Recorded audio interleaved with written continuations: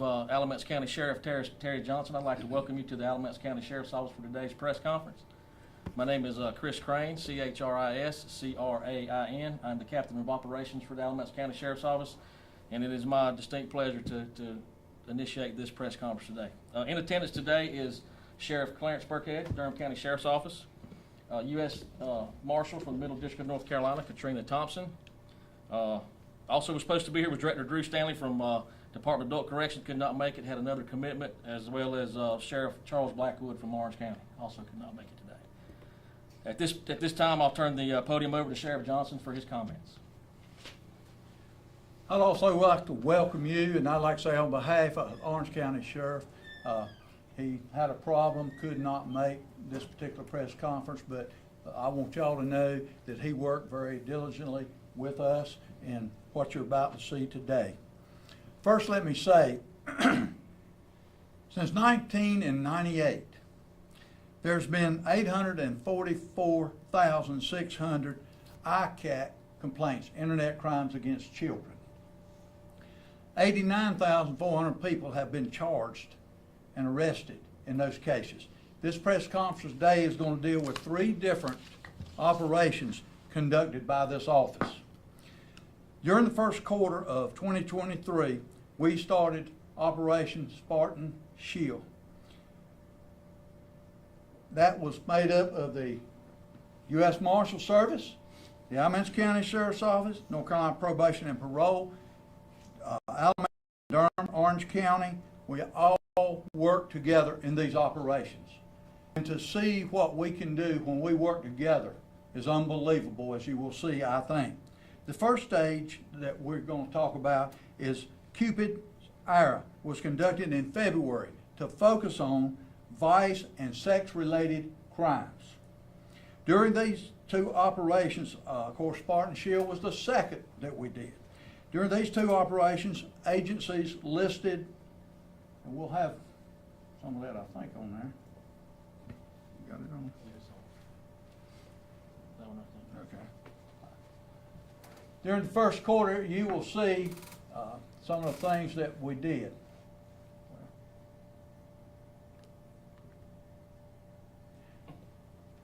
Alamance County Sheriff's Office Special Victims Unit Operation Cupid Air, which we will talk about first.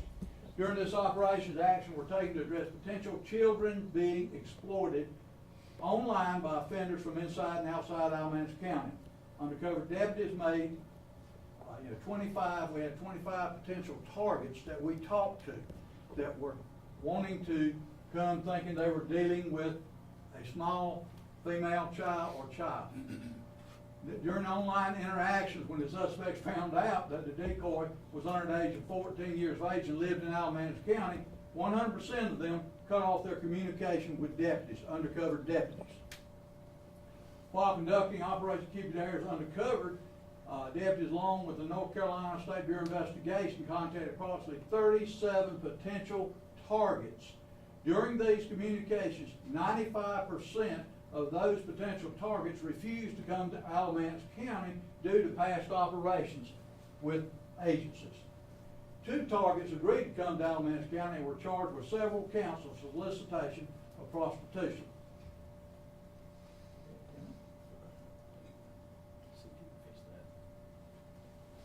What is wrong with this thing? Let's go back. During both operations, Alamance County detectives worked with 4 ICAT tips, which resulted in search warrants. These 4 search warrants yielded the possession of child sexual abuse material. The activity led to the arrest of 3 adults and the petitioning of 1 juvenile. Now this is, they're contacting kids for sexual favors and human trafficking. And that's where our U.S. Marshal Service and people come in to help us, and they're very good about doing that.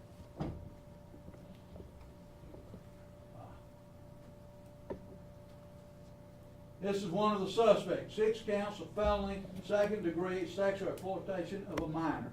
Dylan Michael Ashley was incarcerated. Robert Edward Drummond, 1 count of felony, 2nd-degree sexual exploitation of a minor.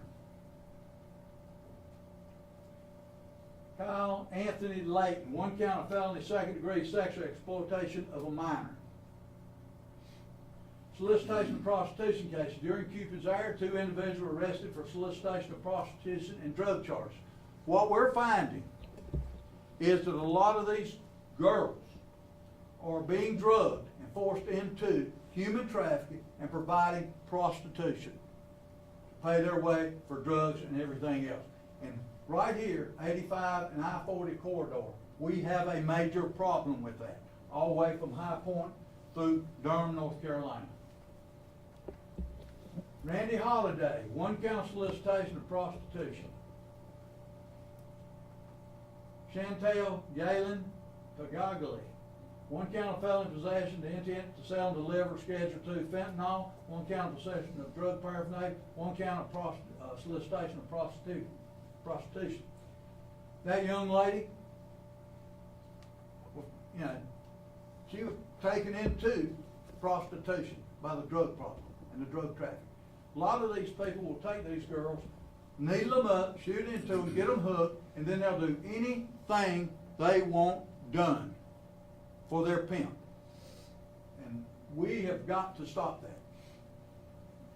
North Carolina, and this is according to a 2020 thing, was listed as number 6 in the nation for human trafficking. Got it right here if you want to see it. Alamance County Sheriff's Office Special Victims Unit, Operations Spartan Shield. In March 2023, units of the Alamance County Sheriff's Office, United States Marshal Service, North Carolina Probation and Parole made attempts to verify the addresses of registered sex offenders living in Alamance County. And boy, do we have a bunch of them. This included impromptu checks for registry violations along with non-parole violations. During this operation, officers checked 306 of 389 registered sex offenders' addresses and what they were doing. This young man, 1 count of felony failure to report a new address sex offender. Mr. Dunbar was arrested by the U.S. Marshal Service in Roanoke City, Virginia, and he was supposed to be registered living here.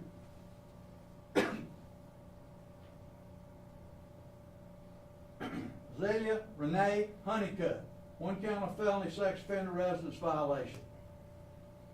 Said she lived somewhere else when she didn't. Cedric Lamar Crumpton, 1 felony count of sex offender, failed to register violation, 1 count of failure to report change of address. Armando Jesse Alvadano, 1 count of felony sex offender residence violation, failure to report and an address change. If you are a sex offender and you move, you come to this office, you change that address so we know where you're living, and you can't live within so many feet of a public school or situation such as that. David Anthony Walford Jr., 1 county of sex offender residence violation, 1 felony count of failure to report new address. Mr. Walford also served with outstanding warrant from the Graham Police Department for 1 felony count of failure to register as a sex offender. These people have rules that they have to follow, and if they don't follow, we're coming after them. And that's what we work to do to try to keep our streets safe. Matthew Napoleon Mebane, 1 felony count of sex offender failure to register online. Identifiers, 1 felony count of sex offender failure to report new address. Daniel Ryan Thompson, 1 felony count of sex offender failure to register new address. This is almost unbelievable. Simone Armando Salazar, 1 count of sex offender failure to report address change. Mr. Salazar is also wanted for 3 counts of indecent liberties with a child from the Burlington Police Department. So he was messing with a child while he was a registered sex offender. Brenda Lee Freeman, 1 count of felony sex offender failure to register. Charles Antonio Robinson, 1 count of felony sex offender failure to register. Operation Spartan Shield charges violation. 10 sex offenders were charged with alleged felony registry violations. U.S. Marshal Service arrested 1 working with us. They took that particular case, registered sex offender with federal charges. Additional operation stats. You say, well, where do these come from? Well, you'll be surprised when you go down in some of these areas looking for these people. And when you find them, what you find at their residence or someone else. 14 additional arrests were made during this operation, ranging from felony and misdemeanor charges. 3 firearms seized, 1 reported stolen. All firearms were seized from convicted felons. Cocaine seized, that wasn't a bunch, 3.28 grams, $732. Marijuana seized, 21.38 grams. Heroin and fentanyl seized, 0.21 grams. Methamphetamine seized, 0.5 grams. Methylene dioxymethamphetamine seized, 3 dosage units. These were additional things found on different people as we went into some of these houses and areas on it. Additional operation stats. This is where we have our strike team work with Durham and Orange County to go into high crime areas. We had 25 traffic stops, 7 directed patrols targeting high crime areas, 14 community contacts, 3 warrants served, 4 surveillance hours, 14 vehicle searches, 1 stolen vehicle recovered. Durham County, and I'm going to turn this now over to Sheriff Burkhead. This is an operation that our strike team worked with the Orange County strike team, his strike team to do. That button right there. Supposed to work. Okay. Thank you, Sheriff Johnson, and good afternoon, everyone. Sheriff Clarence Burkhead from Durham County. Let me just emphasize what the sheriff said at the outset of his comments. This is a partnership between Durham County, Orange County, Guilford County, the Marshal Service. Thanks so much to Marshal Thompson for being here and supporting us and being part of this. And the U.S. Attorney's Office in the Middle District, working closely with us. And these conversations and operations were born over 3 years ago, almost 4 years ago. So we're now seeing the fruits of our labor. The stats that you're seeing there with the Durham County Strike Team, something that we started back in 2019, 2020. This operation was the last operation we did in May of 2023. It lasted for 8 days. And you can see the numbers there. Deputies from the Alamance County Sheriff's Office, Orange County, and the Durham County Sheriff's Office worked nonstop for 8 days, conducted 247 traffic stops, issued 40 citations, felony charges amounted to 72, misdemeanor charges amounted to 72, warrants served was 61, firearms seized were 10, stolen vehicles recovered from 2. Now we are recovering stolen vehicles at an alarming rate in Durham County. They're coming out of Greensboro, they're coming out of Burlington, they're coming out of Raleigh. And a lot of them are used for transportation, but some of them are used for trade as well. And we've got the drugs that were seized, Schedule 1, Schedule 2, 3, and Schedule 4 and 5. We seized $4,193. All of this is making a difference. All of this is keeping drugs off our streets.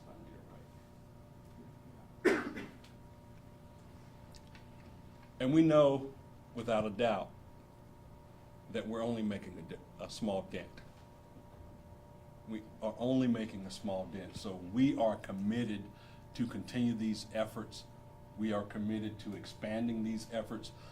When I was elected in 2018, I committed to a regional approach for law enforcement because we know that criminals have no boundaries. We know crime has no boundaries. We started the conversations then with U.S. Attorney Matt Martin. We now have Sandra Hairston as our U.S. Attorney. We are working closely with her and Marshal Thompson, as I've already mentioned, and other counties along the 85 and I-40 corridor want to partner with us because they too are seeing the same criminal elements in their jurisdictions. So we're excited about this opportunity. Again, Sheriff Blackwood hates that he can't be here. State Bureau of Investigations, Marshal Service, Department of Public Safety, we're in this as a partnership and will continue to do all we can to make our communities safe. Thank you. Good afternoon. I'm Katrina Thompson, U.S. Marshal for the Middle District of North Carolina, and I am proud to be here to partner with Alamance County, Durham County, and Orange County during these operations. I want to say Sheriff Burkhead mentioned that we're just making a small dent, and I'll say to that point, by the yard is hard, but inch by inch, anything's a cinch. And this is the beginning of a large yard that we plan to address here in the Middle District of North Carolina. I'd like to recognize Sheriff Johnson and his staff for the remarkable results of this operation. I'd also like to recognize the North Carolina Department of Adult Corrections for their assistance as well.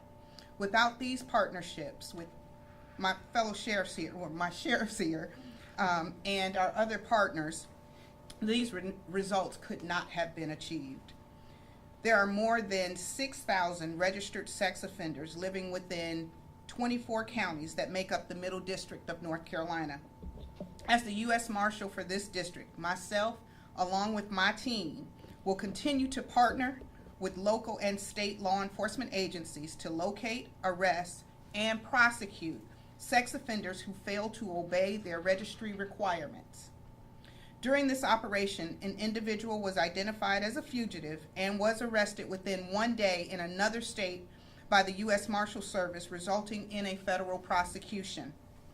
We are devoted to protecting our communities by working with local agencies, such as the Alamance County Sheriff's Office, in enforcing laws related to noncompliance to sex offenders. I say to you as the mother of children who are growing up here in North Carolina, that I will move hell, heaven, and earth to protect my children. As a law enforcement leader, myself here in the Middle District, along with Sheriff Burkhead and Sheriff Johnson, will move hell, heaven, and earth to protect your children as well. Thank you.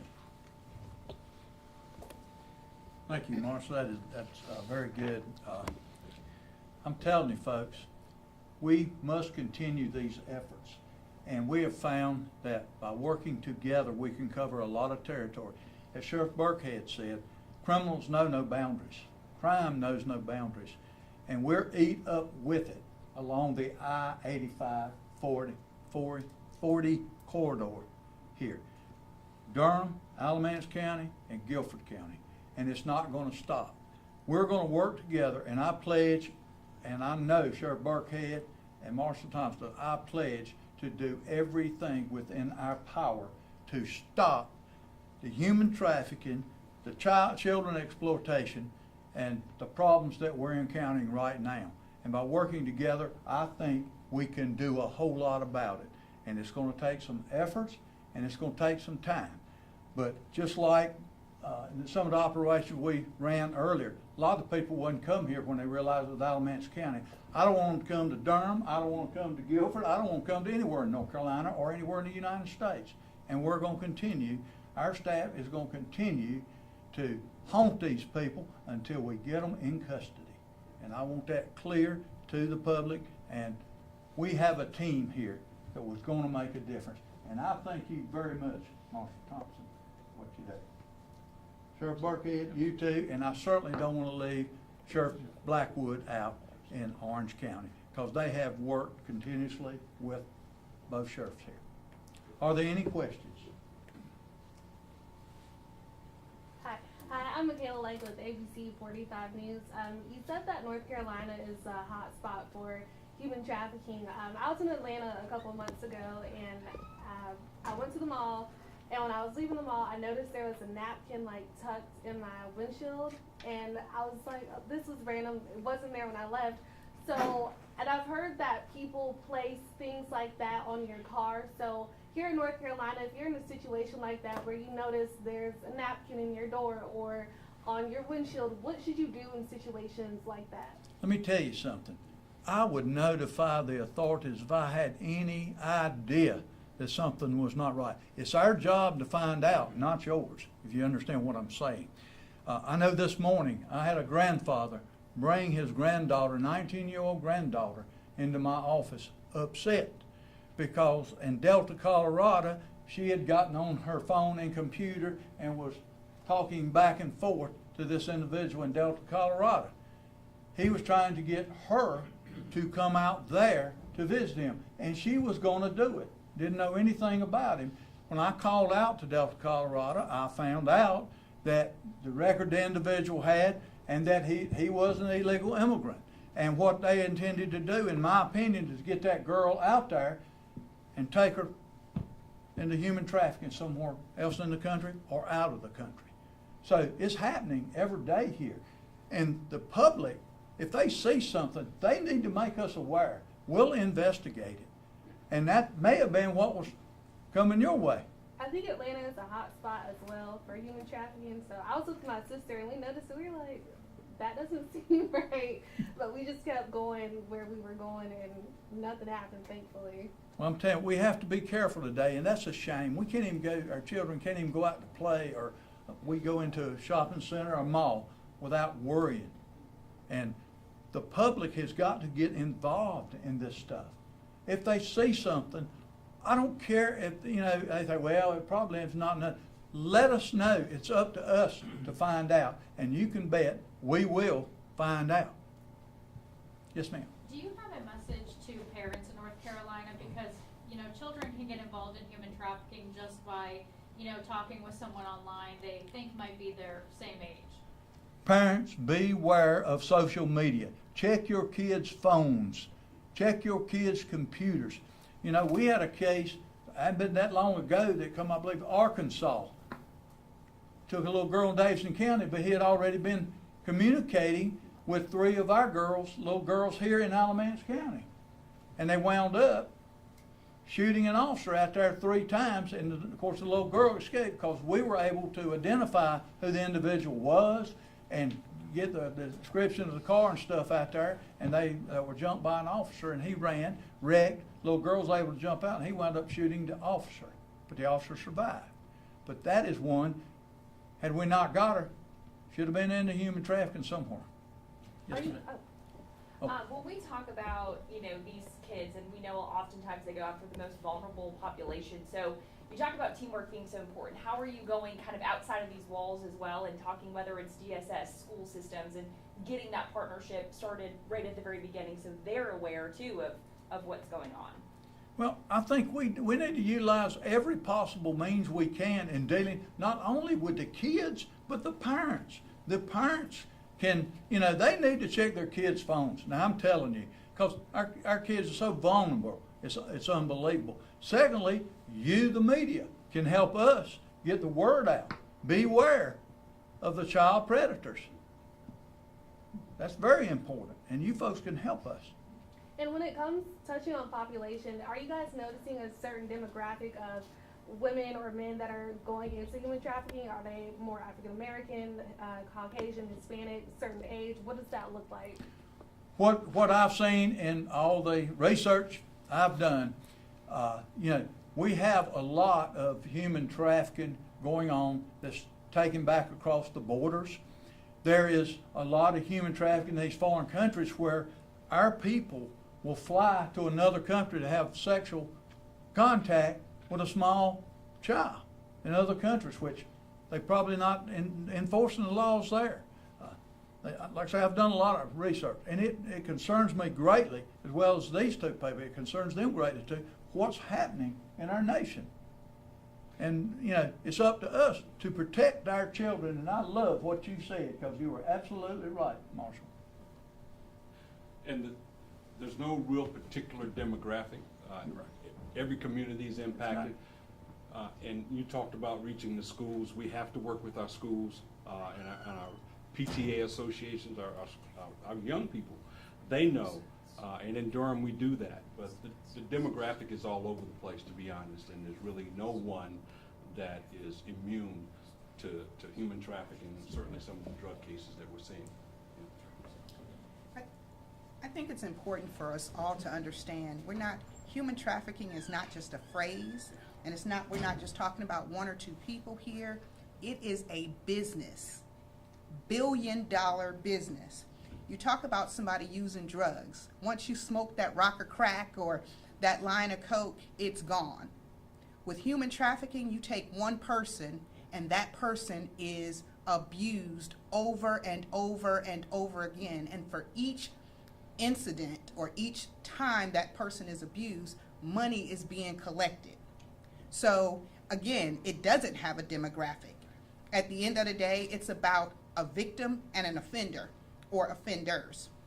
And so again, you just think about it, when it comes to our children, one child can make hundreds of dollars in one day for one offender. And if you multiply that by several days and multiple children that even eventually become young adults and still are being misused and sometimes become offenders themselves, again, you can see the cycle of the business continuing, because it's all about making money off the individual. And it's extremely abusive. And so it's extremely important to those of us here who are committed to protecting this community, our state, particularly here in the Middle District. And so, no, it does not have a particular demographic. It's about making money. And then last question for me, someone who's watching this could be involved in human trafficking, they could be a victim. So what are some things that someone, if I were to get kidnapped into human trafficking, what is something that I could do to try and protect myself or to try and get away? I know in San Antonio, Texas, I saw in the airport bathroom, they're like, I forget the sign, but it was saying like hold your fingers a certain way when you walk out and somebody will notice it. So what are some things that someone, a victim right now who could be watching this, what is something they could do to say, I need help? Say I need help. That's one thing. Other things, there's all kinds of I don't know that there's any one thing in particular. And again, it might be different things out there on social media. But my recommendation would be take advantage of any and all opportunities to seek assistance. It could be leaving a note in a public restroom for someone to see after you. And that note could say anything. My name is, and I'm being abused or trafficked, and I can be found at this location, and leave that in the bathroom. Or if you go to a counter to buy a soda or anything, ask for help. I mean, take the opportunity to seek assistance. And again, Sheriff has brought it up several times. Parents, be aware of what your children are doing, what they're watching, and what internet sites they're using. Check their phones. You're paying for them. Check their phones. Seriously, we need to be more involved. Yes, we all have certain rights, but as parents, we have the right and the obligation to protect our children. And that's what we need to be doing. Yes, ma'am. And we're gonna be, Go ahead. I was gonna bring you up and let you talk about what's getting ready. So we talked earlier this week, Jennifer Talley, Mayor Graham, we talked earlier this week, and I don't know if many of you know, but I would welcome you to try to come to, there's a new movie that's going to be starting July the 3rd called Sound of Freedom, and it is all about educating the public about what a moneymaker sex trafficking is and how important it is to understand that that is happening right here in Alamance County. It's 32, I believe it was a $32 million business, and or maybe it was $32 billion business. And to try to put that in perspective, the airlines is $22 billion. So I mean, it's past the arms trade. It will possibly surpass the drug trade at some point, and we need to do everything that we can. But this movie is all about, based on a true story of a gentleman that worked for the government that quit his job to go try to find a little girl in Honduras, I believe. But the movie is all about educating the public about what we can do, the signs that people can make if they're in trouble. If you see someone and you're worried that they are in trouble, what you can do to try to help them. So it's all about educating the public. So I hope people will take the time to go see that movie. It makes the hairs on the back of your neck stand up.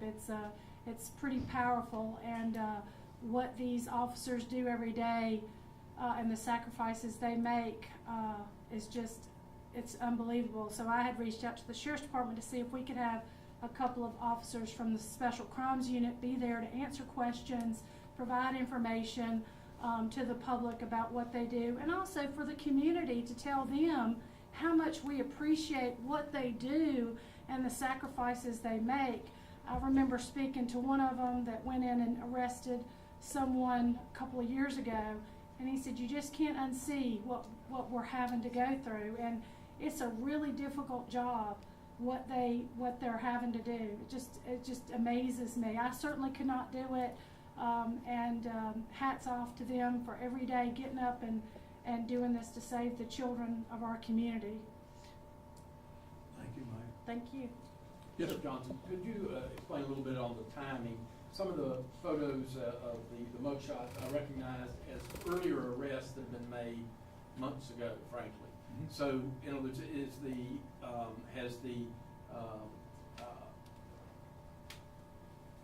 has it stopped now? Have you finished this particular? I will not answer that, sir. Okay. You understand. All right, but I guess the question is, are any of these recent, as in the past week or two, that we saw? No, sir, they're not. Okay. And we held off till we could get everything together. And there was a lot of things happening, you know, budget and all that stuff getting, that we've been going through here in the county before we had this press conference. And that's why. We have been run ragged, I can tell you. And the only thing I'll say to that, and I certainly understand Sheriff Johnson not wanting to reveal our timeline, these are ongoing operations, ongoing investigations, and it's already been said, we will not stop. Today it's not even a milestone, it's a point in time to where we're taking the opportunity to share this information, thanks to Sheriff Johnson and his folks inviting us up, but there's more to come. Those gentlemen back there with the Marshal Service, I believe, they're the ones that help us. I lied. I have 2 more questions. I'm sorry. I love your questions. They're good. Aside from social media, where are some hot spots that people could get kidnapped into human trafficking? Is it the mall, the grocery store, the park? What does that look like? Well, that's one. Nightclubs. And we have a certain area here in Burlington that I know human trafficking is going on, but it's tough to crack. You have the Maple Avenue corridor right off the interstate here. They're driving us crazy with the stuff going on there in the hotels and stuff. And we have made numerous arrests there. And I promise this is my very last question. Well, If you so- were to get, abducted into human trafficking, what is the percentage of your survival or the rate of you being found again, if that question makes sense? Let me tell you something. People that are kidnapped, put into your human trafficking, when I say human trafficking, I'm speaking of sexual human trafficking, not necessarily the labor, trafficking, etc. Those girls' life expectancy is not very long, because guess what? When they get through using them, a lot of them are found dead somewhere, etc. A lot of your, at our border, a lot of girls are being brought across for that purpose, found out on some of the farms, stuff like that. And that, I have a hard time understanding how another human being could do a human being that way. But if a girl wants to stop work, guess what she's going to get? She's going to get daylights beat out of her, and she's going to be drugged, and she's going to do whatever they want them to do. We got time for one more question, and we're going to call it short, okay? Could I get a clarification in terms of the operations? You mentioned one was Cupid's arrow, one was Spartan shield. I That's thought you correct. said there were 3, but I didn't hear Well- a third name. I'll take care. I got you, Chair. So Mr. Bundy, the first operation was Cupid's Arrow, which was conducted in February of this year. Right. Then we transitioned into the sex offender operation, which was March of this year. They were not parallel, but they were concurrent, I would say, operations that we conducted. Also, in addition to that, we had the multi-agency sheriff's office joint strike team task force, whatever we call that, Durham County, Orange County, and Alamance County, working in our communities to help affect some of the arrests we made in those situations. Good. Any other questions? All right. Thank you guys for your time. We appreciate it. And I'm going to let these busy folks get back to what they do. All right. Have a good day.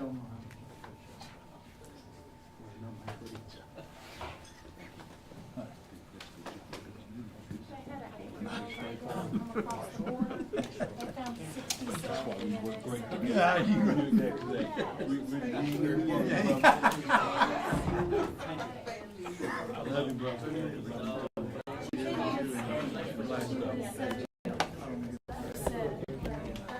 Go watch that video. It's all about educating people about Thank you for sex your trafficking. Thank you. Freedom, and we're gonna be playing it at the Great Settlement in October.